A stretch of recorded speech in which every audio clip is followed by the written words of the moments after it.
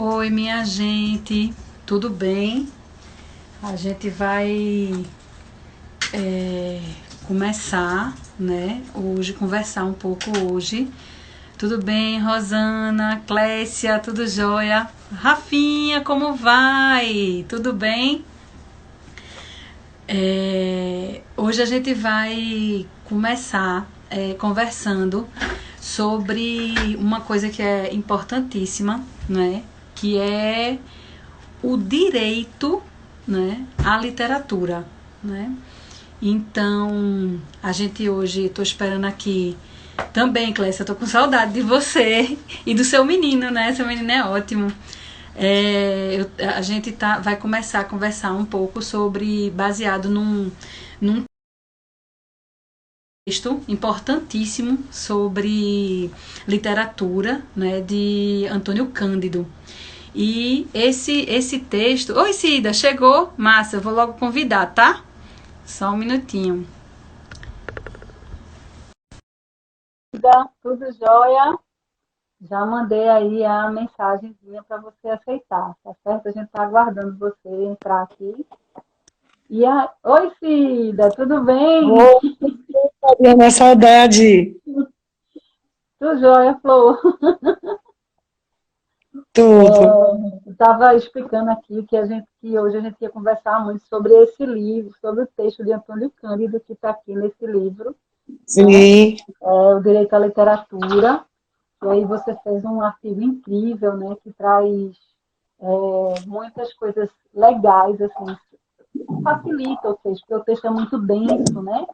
O texto é muito forte, ele é um texto muito expressivo e muita gente fala sobre esse texto, né? Oi, Paty, tudo bem? Então, eu vou ter que tirar ela daqui, porque ela vai começar a fazer barulho. Um minutinho só, me desculpa. Pode seguir que eu estou te ouvindo. Cida? Bom, deixa a Cida ali resolver ali o barulho dela. E aí a gente vai trazer um pouco Pronto. uma conversa. Pronto, Cida? Pronto, é porque eu estou com as cachorras nesse horário. Tem um monte de cachorro aqui na rua e elas ficam viradas.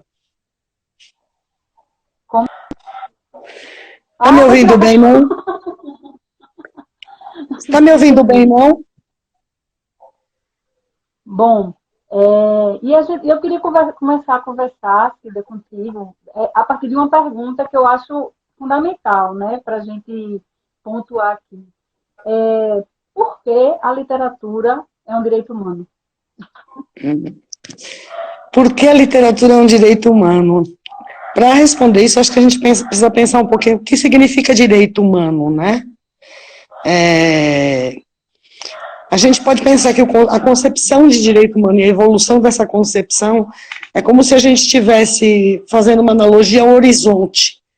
Cada vez que você se aproxima, ele mantém a mesma distância, você está sempre procurando, qualidade é a mesma coisa, depende do teu referencial, né? O ser humano constrói uma casa, a casa ideal, daqui a pouco ele quer uma casa melhor que essa, né? Então, o direito humano tem um pouco a ver com isso, com o se enxergar enquanto humano e as necessidades que o ser humano tem para potencializar a sua humanidade, né? Há um tempo atrás, os direitos básicos, fundamentais, era comer, né? Comida, educação, habitação. O lazer, a arte, a literatura não entrava no rol dos direitos de todas as pessoas, né? Então, eu poderia dizer que o direito humano, a literatura como direito humano, quer dizer que ela tem uma essencialidade, a literatura guarda uma essencialidade na potencialização da humanidade do ser, né?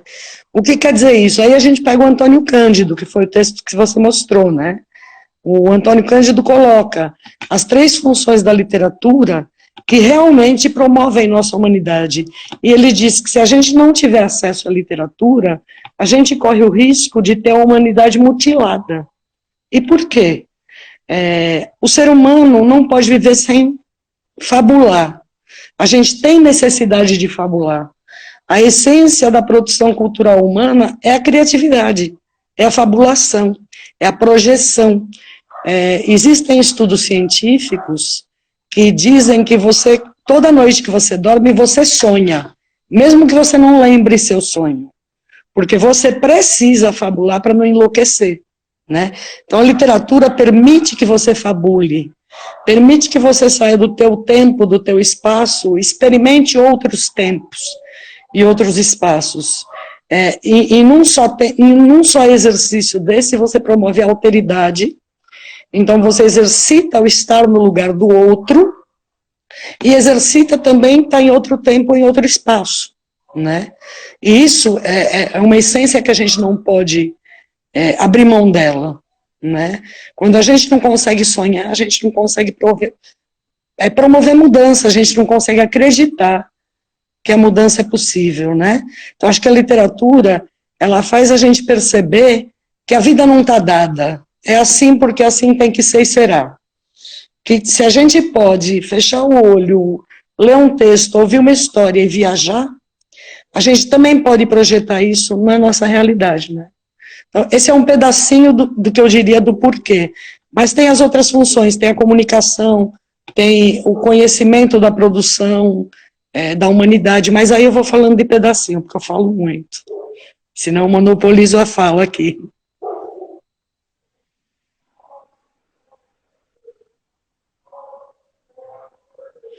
Deu para acompanhar? Mas fala, Cida. Mas deu para acompanhar? Eu falo muito, muito rápido. É o que nos resta, né? Ah, sim, está aparecendo aqui, sim.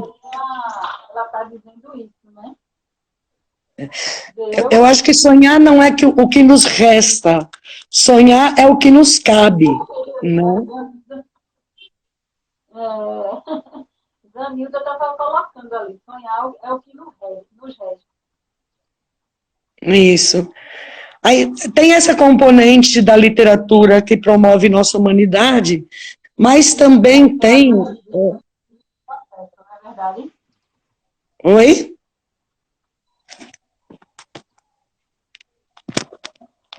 Tá, o som tá baixo. Eu não te ouvi.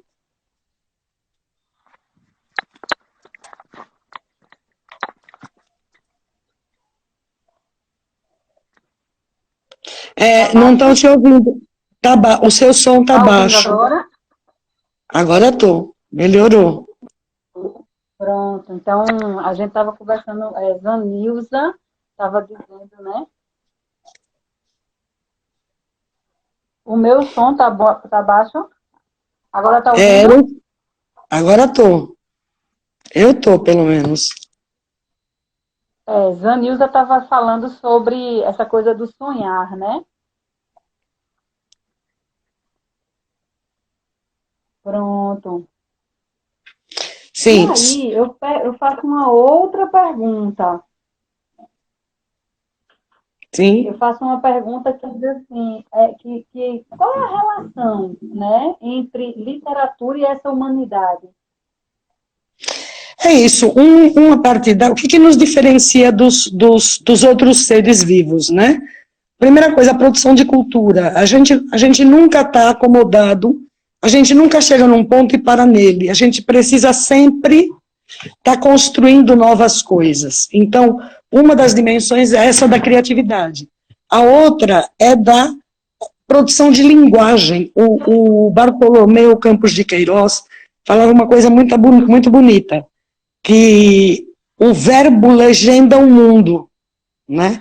Então a palavra, a capacidade de produzir linguagem, palavra, verbo do ser humano, ela dá vida, dá concretude à nossa abstração. Como é que a gente traduz, por exemplo, amor, né? A palavra amor, ela em si materializa um sentimento no mundo, não é isso? Então, a comunicação, o desenvolvimento da capacidade de comunicar, que a literatura permite que a gente amplie, é imensa. Nosso repertório linguístico, que significa nosso repertório de sentidos também, né? Você percebe quando uma pessoa tem pouco repertório linguístico, ela tem pouca capacidade de se exprimir no mundo, né? Então, o acesso ao direito à literatura, ele possibilita também o acesso a todos os outros direitos, porque ele começa a implementar e potencializar o nosso sentido humano de dialogar e de estar no mundo, né? E a outra dimensão que o Antônio Cândido traz, que é importantíssima, é que através da literatura a gente apreende o desenvolvimento da humanidade, né? Então, quantos conhecimentos a gente não vive na pele a partir do romance? Por mais que você tenha estudado no livro de sociologia, na história, né? Nos livros técnicos científicos, o fato, mas na literatura esse fato toma vida. O que eu sempre repito esse, porque esse sempre me chocou muito, que é a questão das revoluções industriais. O que acontece no mundo, daqui a alguns anos, por exemplo, como é que a literatura vai registrar essa nossa história, né? A história dessa pandemia, a história desse isolamento que nós estamos vivendo. Quanta poesia não vai ser gerada para dizer desse sentimento de mundo, de estar no mundo, né? Então, acho que quando a gente fala em literatura e humanidade, a gente está falando disso, dessa integridade, né? Do ser humano no tempo, no espaço, na sociabilidade, na capacidade de se transformar, né? Acho que é um pouco isso para resumir, né? Uhum. Não sei se alguém tem pergunta. Né? Eu acho assim, tem uma coisa que eu gostaria de falar, assim, eu estimularia... No texto que você escreveu lá para a revista Emília, né? Tem um bocado de gente aqui. Tem, fica passando aqui no... Eu enxergo mal, aí não consigo ver. Dar acesso à literatura pode ser perigoso. Os governantes... E nesse texto, você dá o exemplo, né? Você dá o exemplo exatamente de um material literário, né? De uma obra literária. Eu queria que você falasse um pouquinho mais sobre isso, porque eu acho bacana a forma como você traduziu, né? Como você trouxe essa coisa da relação histórica, né, do texto didático, a diferença do texto literário, né, como é que você apreende isso. Foi muito incrível, né, aquele trecho, né. Aí, se você puder falar um pouco mais sobre essa contribuição da literatura, eu acho bacana. Eu acho que essa é uma das potencialidades da literatura que a escola não enxerga, sabia? A escola está preocupada no funcionalismo, né? Na teoria da estética, e o sentido ele foge aí. Por exemplo, quando você lê, eu vou dar um sentido geral. Eu sou muito apaixonada por Aloysio de Azevedo, por Machado de Assis, por esses autores do século XIX, porque através do romance deles, eu sinto, por exemplo, o Rio de Janeiro na pele.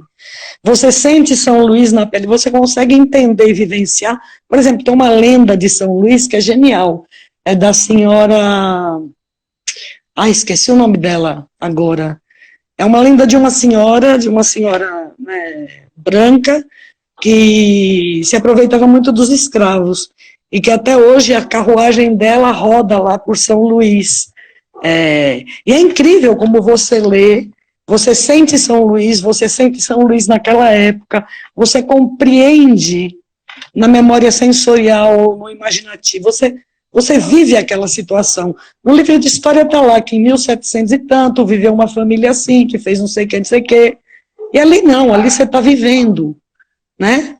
Você traduz aquilo para uma vivência de pele. O livro de história lhe traz o fato, e a literatura te traz a alma daquele momento. É de Ana Jansen. Isso, Ana Jansen. Tu sabe que me provocou tanto essa história, que eu estava em São Luís uma vez, no grande hotel lá, e eu esqueci o pendrive na recepção. Aí eu desci, menina, eu me lembrava dessa história, Eu ouvi a carruagem, eu dei uma carreira, só me lembrando dessa história. Sim, desculpa. Aqui tem um bocado de gente colocando aqui. A criança entra no lugar do personagem, justamente. É esse exercício da autoridade. Pediu para que a gente falasse um pouco mais sobre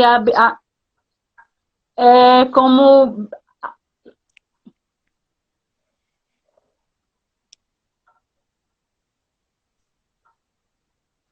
sobre a literatura enquanto obra aberta. Sim, isso é muito importante. Como é que eu vou dar um exemplo de obra aberta? Enquanto obra aberta, né, para poder, como é que a gente pode explorar ela? Eu acho que essa é uma coisa assim que eu quero bater muito o martelo. Quando a gente começa, a gente fala em promoção da leitura, em formação de leitores, a gente tem que pensar na literatura como obra aberta, né? Então você dá o texto literário, o diálogo que o leitor tem com o texto literário, vem a partir da vivência e da referência dele. Eu vou dar um exemplo, tentar trazer isso para um exemplo mais, uma experiência que eu tive. Numa creche, uma turma bem pequenininha, uma professora perguntou de qual personagem que a criança tinha gostado mais. E ela disse, na intenção de ser qual era o personagem mais importante da história. E a criança indicou um ratinho. Era um livro da Bruxonilda, eu estou com a memória péssima. Mas o personagemzinho, ele virava a página. Então, do ponto de vista da importância do personagem, aquele ratinho que virava a página não tinha papel nenhum na história. Mas ele tinha um papel enorme. Ele tinha um papel enorme. Aí a criança virou e disse assim, o atinho. E a educadora disse, não tem ratinho na história. E ele dizia, tem atinho. E aí ele foi e mostra o ratinho. Para essa criança, esse ratinho, que não está no texto, teoricamente literário, que era um livro de imagem, ele estava ali, tinha uma importância para ela, e estava relacionada a quem era essa criança na turma. Ele era o mais pequenininho da turma. Ele era o menorzinho da turma. Então, o que eu quero dizer com isso? Eu leio um texto literário, e se você de cara me pergunta quem é o personagem principal, o que o autor quis dizer, o que não sei mais que, eu estou tirando uma essência da literatura, que é esse diálogo com a minha humanidade. Porque o personagem principal ali, quando eu estiver lendo, na experiência de leitora, é aquele com o qual eu me identifico mais. Né? Isso tem uma coisa interessante que a Lynn Hunt coloca no século XVIII, que os romances, né, especialmente os romances epistolares, eles traziam uma coisa interessante, que é, as pessoas se identificavam profundamente, sofriam, choravam, inclusive os homens, com o sofrimento de personagens da literatura, como se aquilo fosse de verdade. Então, e aquilo revelava que as pessoas tinham mais empatia com o que é oprimido do que com o mal, né? Isso não quer dizer que forma caráter, mas quer dizer que propicia a gente experimentar essas experiências, né? Veja, no Curtiço, quantos personagens você pode vivenciar lendo o Curtiço, que são completamente diferentes, moral, social, economicamente, né? E quando você está lendo, você está experimentando essas emoções desses personagens, né? Então isso é uma obra aberta. Se eu pegar você e querer, quem é o personagem, na estrutura literária, não que não exista e nem que não seja importante. A estrutura literária é importante, o conhecimento da estética literária é importante, mas isso tem um tempo. Sim. Pode dizer.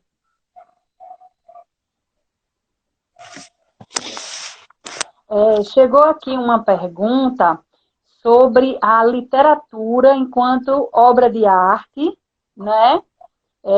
A leitura, como é que a gente faz o que é a literatura enquanto obra de arte, né? E como devemos introduzir a leitura de clássicos na escola, né? Essas perguntas eu achei eu consegui ver aqui. Aí eu queria ouvir um pouco você sobre isso. Na minha concepção, a literatura é uma arte, né? Então, quando você diz como é a literatura como arte, eu digo é como uma obra aberta, né? Então, a qualidade dessa obra aberta é quanto mais ela permite o diálogo, o múltiplo diálogo com quem lê, mais qualidade essa obra aberta tem.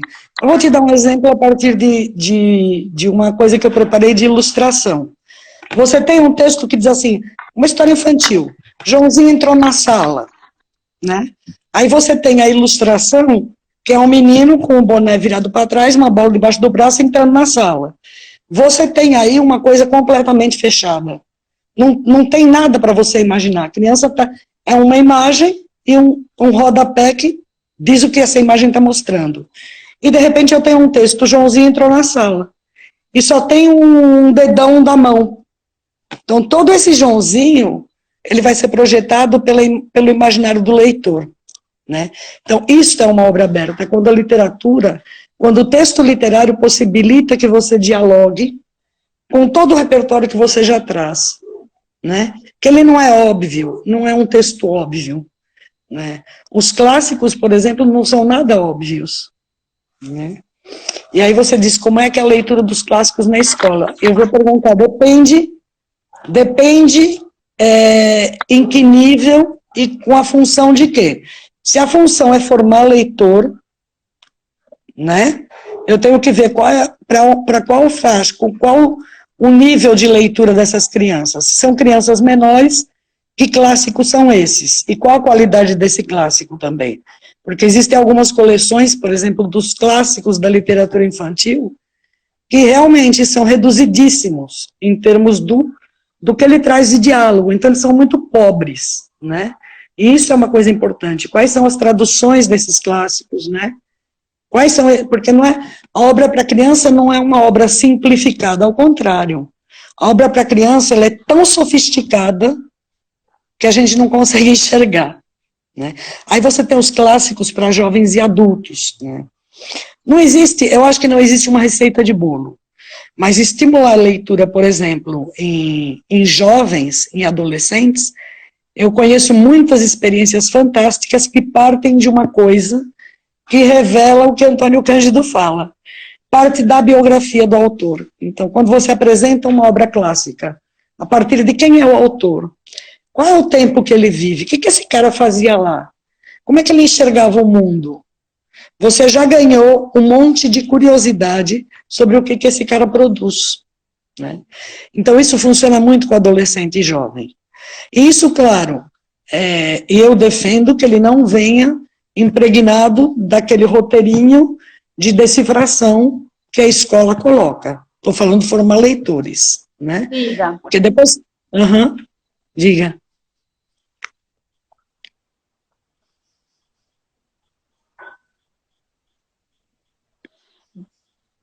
Uhum. Deixa eu colocar algumas perguntas que chegaram, que eu acho que são bem pertinentes, né? Então, Sim. chegou uma primeira pergunta aqui, que fala sobre obra aberta tem a ver com ser viva? Uma segunda pergunta que eu acho que é importante é que chegou 2020 e as bibliotecas, e a universalização da biblioteca, como é que fica, né? E uma terceira pergunta aqui, que eu acho que tem relação, que a partir da literatura como direito humano, como é que a gente pode interferir na hora da organização do acervo da biblioteca, né? Então, eu acho que é importante a gente falar um pouco sobre a biblioteca, sobre o acervo e sobre essas obras, né, que são escolhidas para a biblioteca, né? Certo. Vou começar com a história da obra aberta. A gente está falando também de bibliotecas, principalmente de bibliotecas escolares, né? As bibliotecas públicas e comunitárias, elas têm uma força incrível, mas...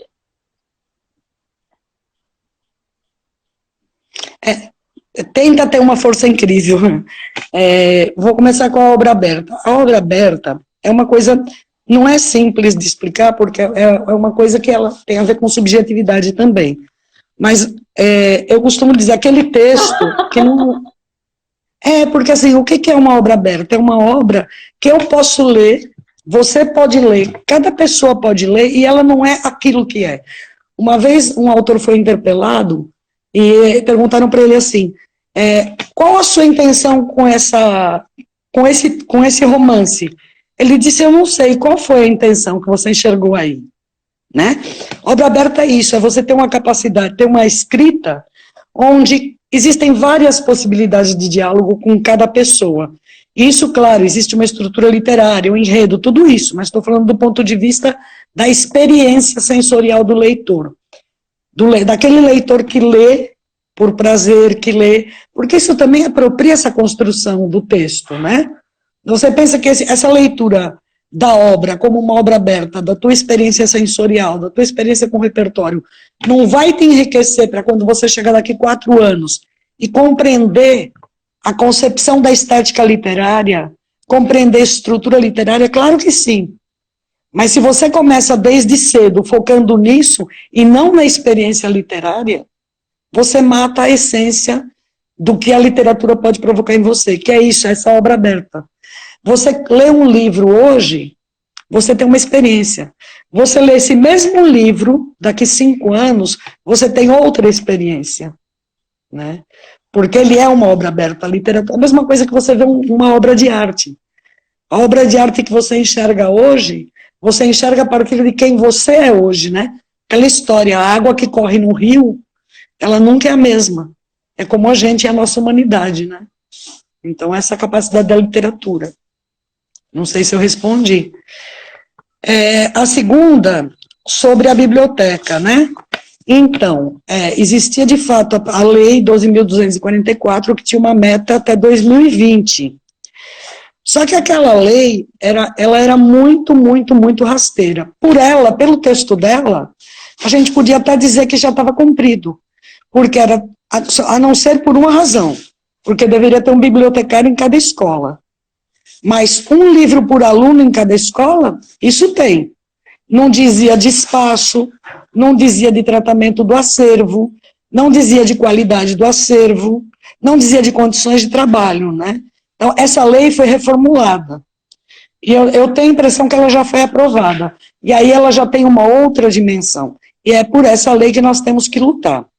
A lei está aí, sabe, Fabiana? Mas tem uma coisa que, assim, que a sociedade brasileira tem que entender, que a lei está aí, mas a lei por si só, ela não se auto-aplica.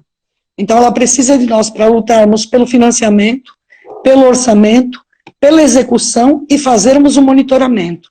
Porque nós temos instrumentos legais para fazer isso, mas a gente não tem conhecimento, né? E o ser humano, no final eu queria até terminar com um poema, se você me permitir. O ser humano, o brasileiro, quer dizer, a brasileira e o brasileiro, está muito pouco acostumado a ter compromisso com a luta política, né? Confunde política com partidarismo, né? Então a gente precisa lutar para que a escola tenha uma biblioteca, para que o orçamento público cumpra com isso, para que tenha o financiamento.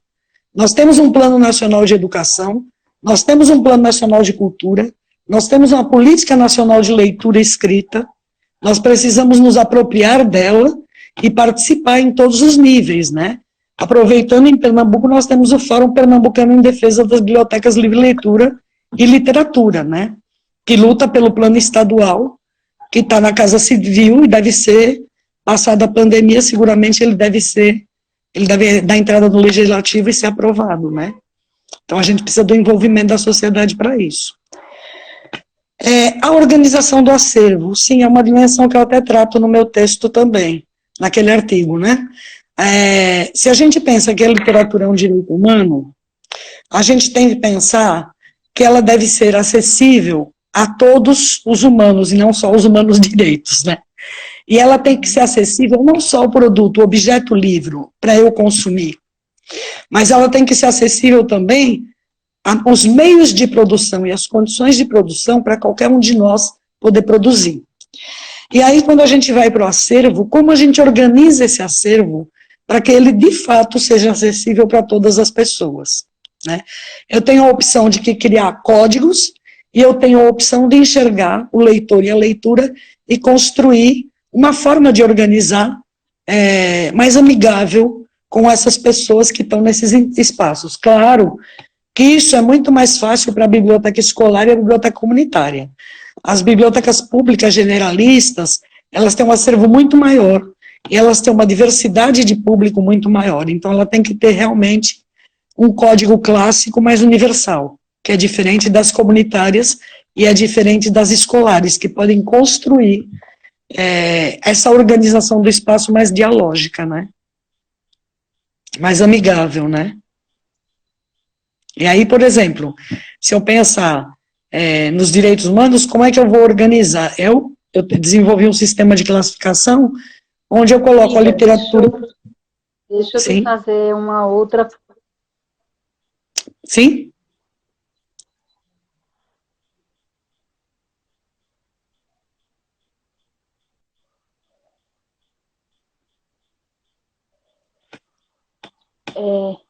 Que ele diz assim, a minha pergunta ela é muito vinculada, né, a uma parte do texto de Antônio Cândido que eu acho incrível quando você fala, que é sobre o que é literatura, né, e se alguém vive sem literatura. Alguém vive sem literatura? Não, mesmo sem saber. Mesmo sem saber, a gente não vive sem literatura. Eu gosto do Antônio Cândido porque ele, quando ele fala o que é literatura, ele tem uma visão bastante ampla, né? De toda a produção de natureza ficcional poética, de todos os níveis, né?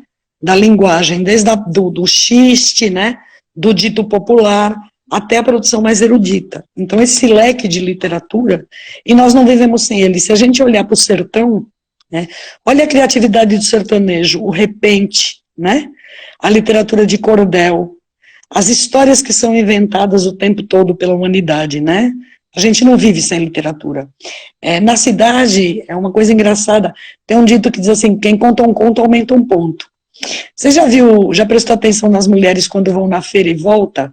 Aí bate na casa de mais comadre, deixa eu te contar que o preço da tomate, e aí já começa a contar uma história, enrola na outra, enrola na outra, enrola na outra, que tem um pedaço de verdade, um pedaço de ficção. Isso é literatura também. A gente não vive sem fabular, a gente não vive sem novela, né? Por que as pessoas veem tanto novela? Né? Por que a fake news faz tanto sucesso? A possibilidade de você inventar, a necessidade de inventar é muito grande, de criar é muito grande. É assim que eu acho que a gente se refaz. Quando a gente cria, a gente se recria, né? Eu acho que isso é super estruturante para a gente, né? Eu sempre lembro de um texto que eu li. Oi?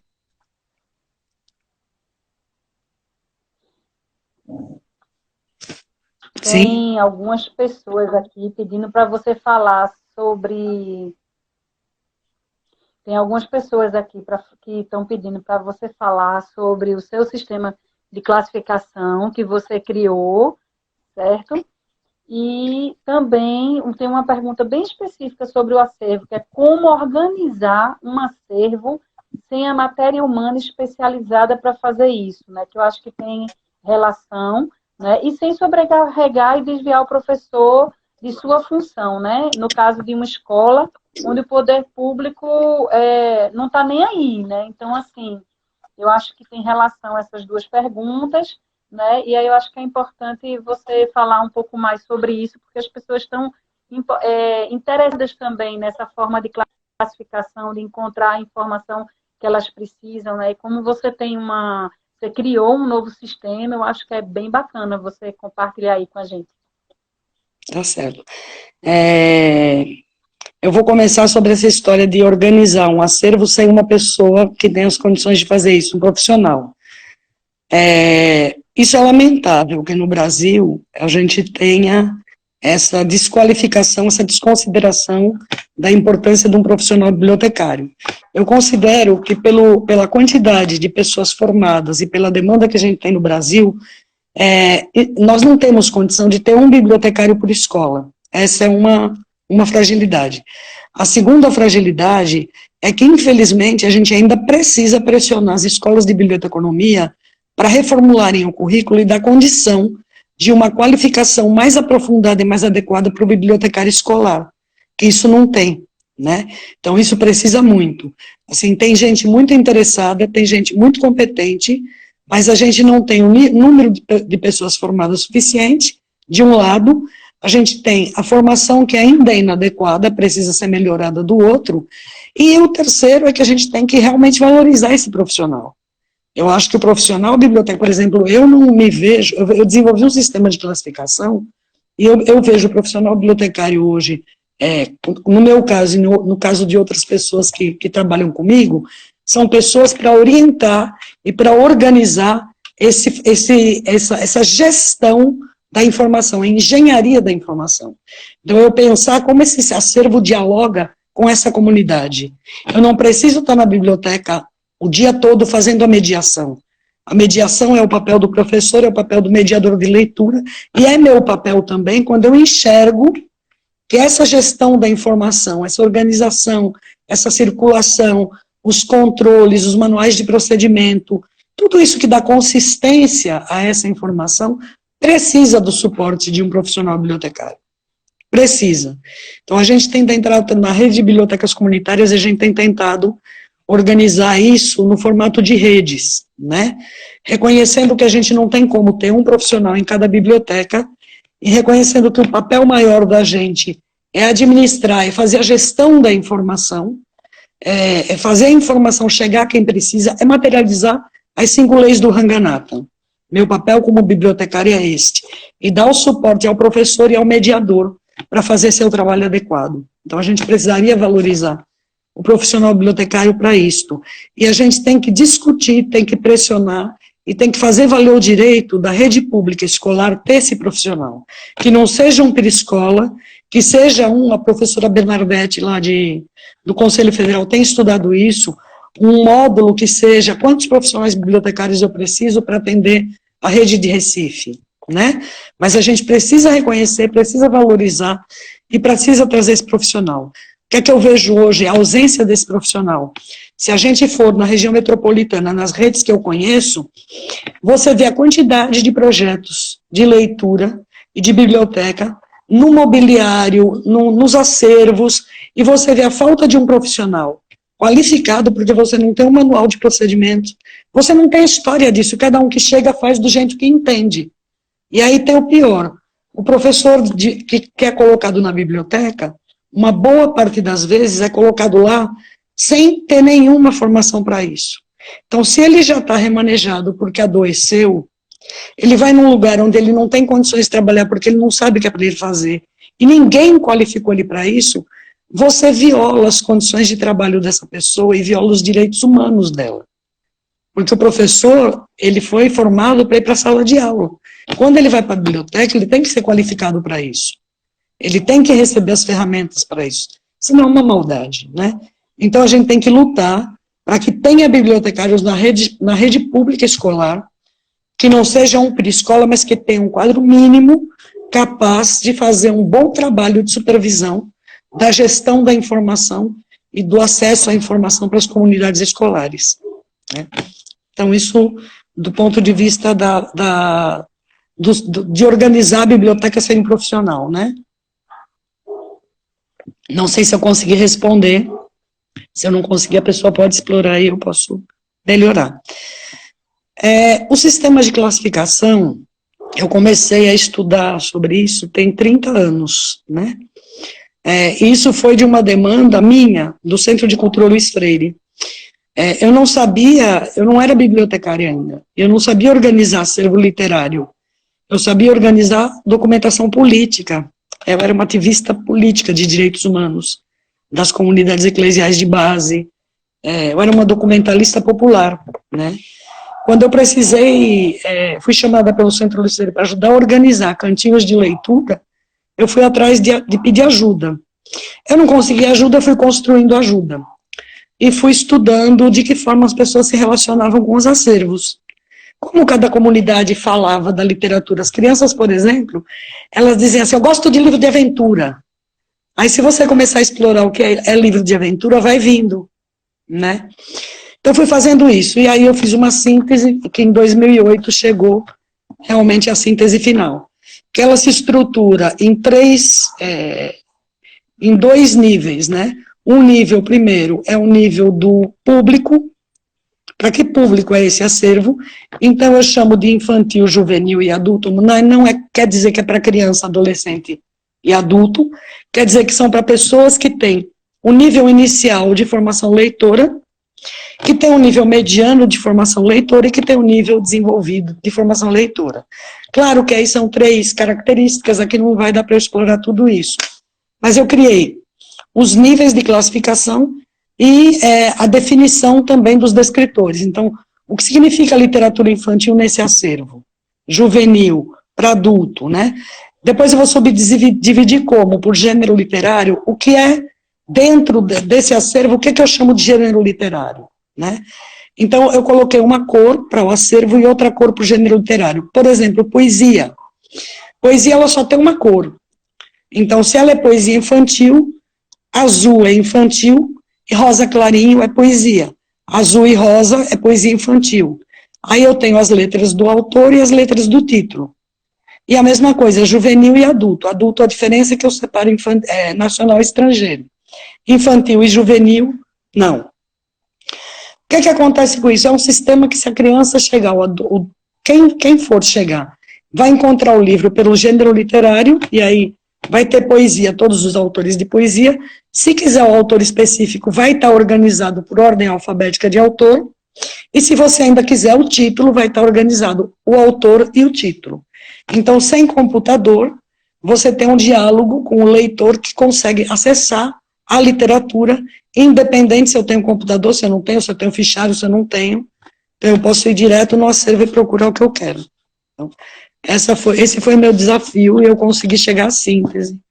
O que eu fico muito contente, porque tem sido utilizado com bastante sucesso por muita gente. Assim, eu espero que esse ano eu termine com o mito de vou lançar o livro e consiga lançar.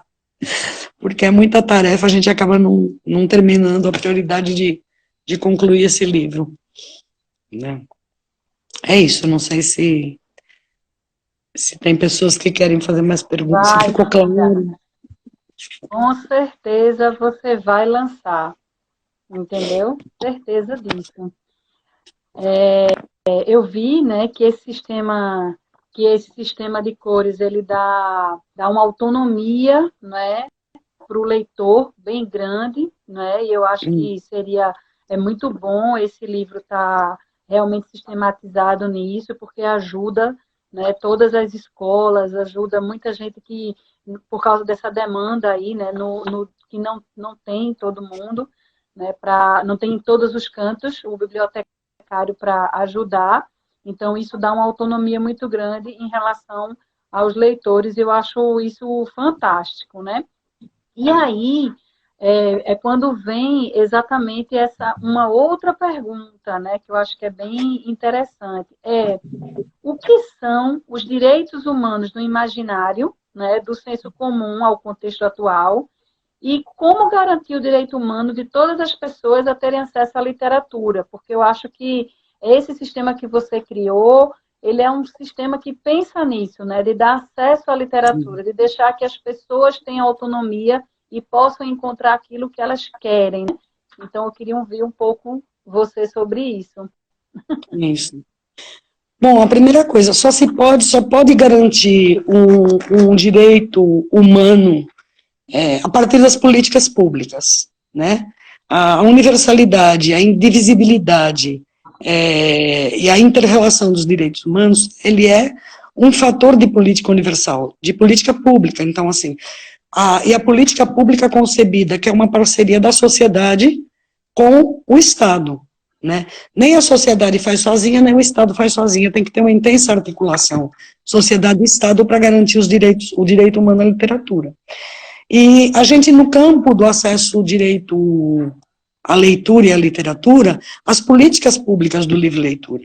Quando a gente pensa no plano estadual do livre-leitura de Pernambuco, a gente pensa em garantir todo o circuito da cadeia do livro e da leitura. Então, não é só o livro, não é só acesso do livro ao leitor, é o acesso dos meios de produção ao escritor, o acesso a uma formação capaz de dar condições a um jovem ou a um idoso, adulto, que quer ser escritor, a aprender a escrita criativa, a ter condições de produzir, a ter condições de materializar a sua obra e de fazer circular. Então, garantir o direito humano à literatura é garantir tudo isso. É garantir que eu vou circular a literatura indígena, a literatura quilombola, a literatura dos ciganos, a literatura das comunidades tradicionais, a literatura clássica, a literatura erudita, a literatura periférica. Eu li um texto, alguns textos, na verdade, há alguns meses atrás, que eram críticos, diziam que nunca se escreveu tanto e tão mal. E eu continuei a pesquisando e cheguei à conclusão que isto é porque agora tem se publicado muita literatura independente, literatura negra e periférica, então é preciso você desqualificar essa literatura. Porque até pouco tempo, o cordel não era literatura, né? Então, hoje, quando você debate o direito humano à literatura, você quebra essa barreira também do que é a literatura do clássico, que tem valor, e aquilo que não tem valor.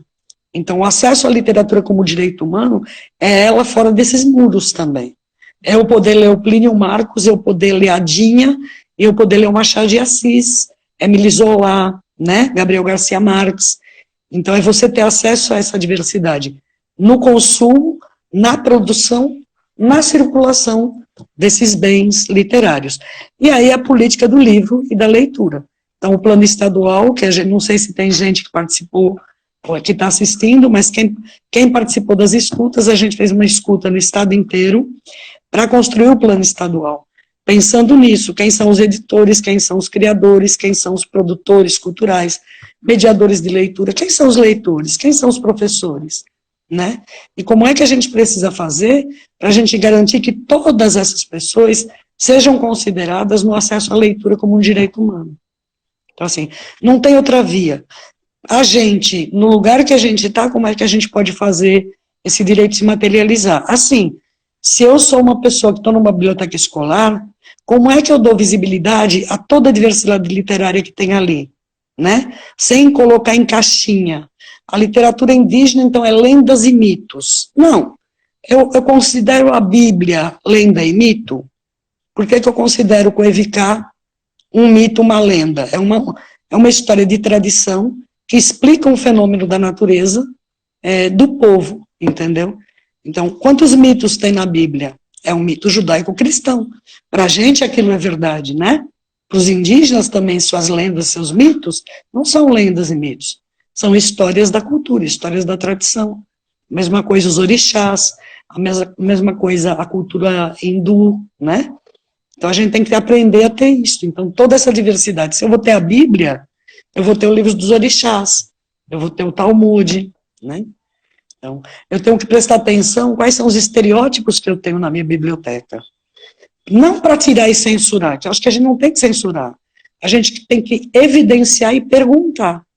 Por exemplo, tem livros que a família livros antigos, que os negros sempre aparecem servindo uma família branca.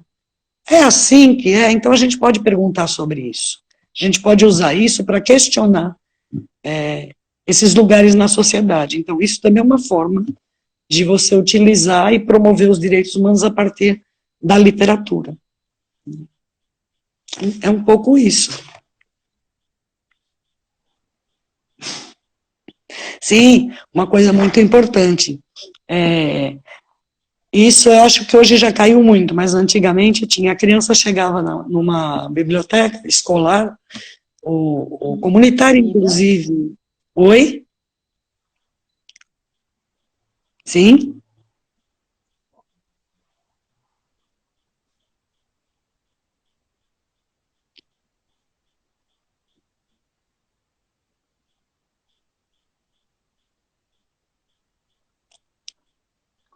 Não, pode continuar, Cida. Estou esperando. Certo. Quer dizer, muitas vezes a criança chega e quer um livro, por exemplo, do Guimarães Rosa. E eu ouço a professora dizer, esse livro não é para você, tem muito texto. Não. Deixa a criança pegar o livro, deixa ela se desafiar, Se ela não conseguir ler, ela vai devolver para você.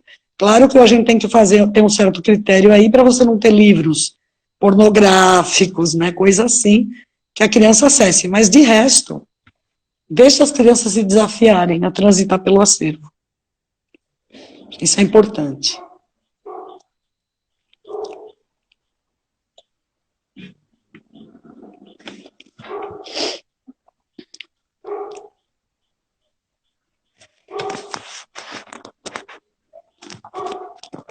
Cida, deixa eu te fazer, então, uma última pergunta, porque a gente já está há uns 10 minutinhos para terminar, né?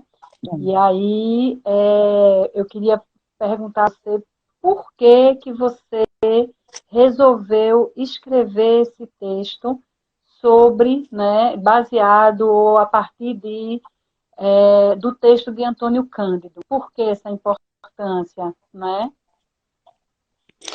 Certo. Primeiro porque, assim, eu tenho um trabalho, que é uma pesquisa que eu fiz com a Elisa Machado e a Esther Rosa, junto com a Rede Nacional de Bibliotecas Comunitárias, Centro de Cultura Luiz Freire, sobre as bibliotecas comunitárias como espaços de resistência e formação de leitores. Existe um repeteco muito grande no Brasil. O brasileiro não gosta de ler, não valoriza a leitura, não. E aí a gente vê, atualmente, são 117 bibliotecas numa rede, não são só essas que existem muito mais que essas, que lutam pelo direito humano à literatura. E aí eu senti necessidade de traduzir, inclusive para ajudar as pessoas a entenderem o que é isso, e que luta é essa que tem nas bases. O que significa mesmo direito humano à literatura, né? Porque muita gente repete o texto do Antônio Cândido, é igual você repetir Paulo Freire na educação bancária. Então, você vai na Universidade Federal, faz o curso naquele formato do curso, e aí você estuda Paulo Freire. Estuda Paulo Freire com o contrário do que ele diz que é a pedagogia para estudar. É a mesma coisa.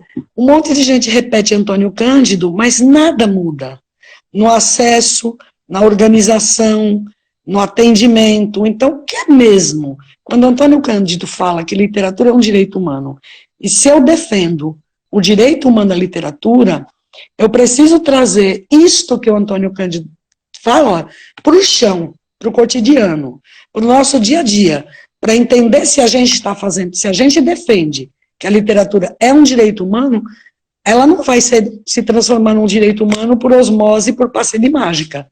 Ela só vai se transformar, se efetivar como direito humano, se a gente fizer alguma coisa por isso.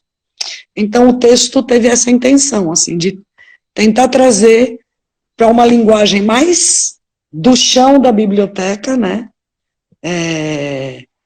do chão dos fazeres literários na perspectiva de garantia de direito, elementos para a luta por direitos humanos e pelo direito à literatura.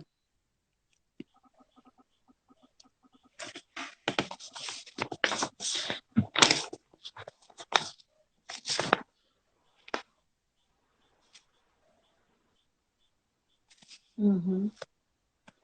E aí, eu queria ouvir um pouco o poema, né, que você guardou para a gente estar com o tempo aí, eu acho que só uns 5 minutinhos mais, entre 5 e 8 minutinhos, e aí eu queria te ouvir. Que texto, que poema foi esse que você guardou?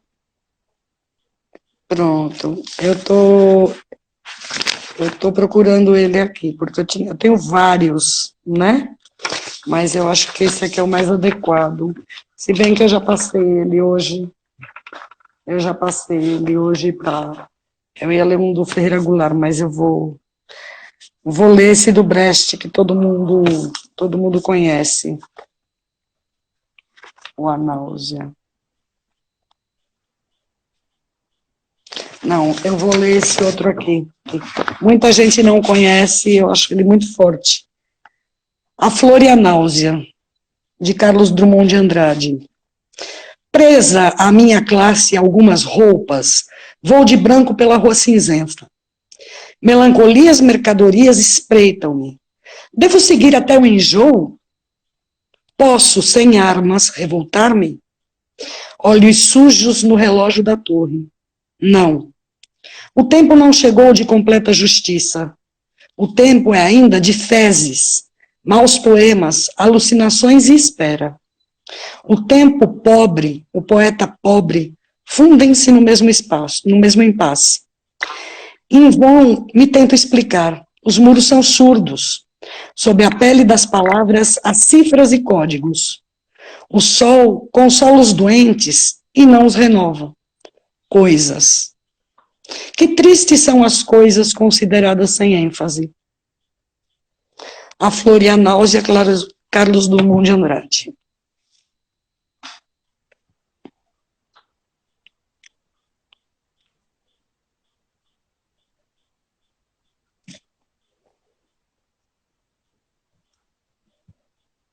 Cida, que presente lindo esse poema que tu trouxeste aí para encerrar, né?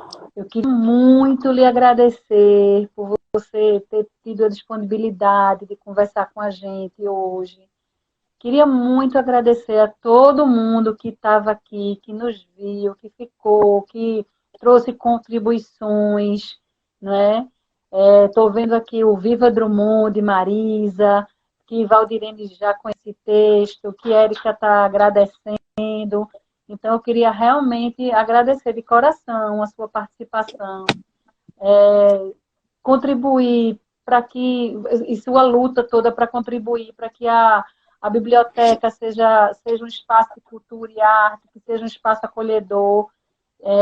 Todo o seu trabalho de 30 anos, né, em deixar todo esse acervo, né, para que as pessoas tenham autonomia para chegar até ele. Então, assim, de coração, Cida, muito, muito, muito obrigada, de verdade. Muito obrigada a todo mundo aí que participou, viu? Fabiana, eu queria agradecer a você, ao Grupo Avançar, e queria também fazer um agradecimento especial aqui à Revista Emília. A quantidade de gente que leu o artigo na Revista Emília, né? E assim, que as pessoas podem acessar, tem muito artigo bacana lá, o site da Emília. Também queria agradecer a Dolores Prades e a Revista Emília. E a você que abriu esse espaço no Avançar, que é muito bacana, e a gente fica aí à disposição. E a todo mundo que está aí. Eu estou estreando hoje nesse negócio de live, então ainda não entendo as coisas que passam aqui, os coraçõezinhos que sobem, as falas que... Enfim. Mas obrigada. Mas já estreou com uma coisa linda, mulher. Obrigada. Já, viu? Tá certo. Obrigada. Tchau.